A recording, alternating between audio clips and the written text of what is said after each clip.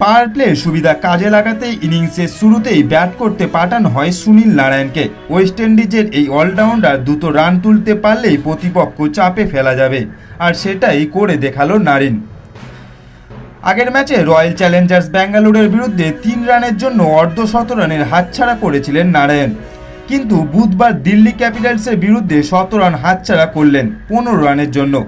যখন মনে হচ্ছিল এবারের আইপিএলের প্রথম 17 রান প্রায় নিশ্চিতই, তখন মিচেল মার্শের একটি নির্বিশ্ব বলে থেমে গেল নারায়ণের ঝড়। আউট হওয়ার আগে বিশাখাপত্তনমের মাঠে ঝড় বইয়ে দিলেন নারায়ণ। 39 বলে করলেন 85 রান। তার ব্যাট থেকে এলো 7টি 4 এবং 7টি ছক্কা। টি-20 ক্রিকেটে নিজের সর্বোচ্চ রান করার পথে নারায়ণ শট মারলেন মাঠের সব দিকে।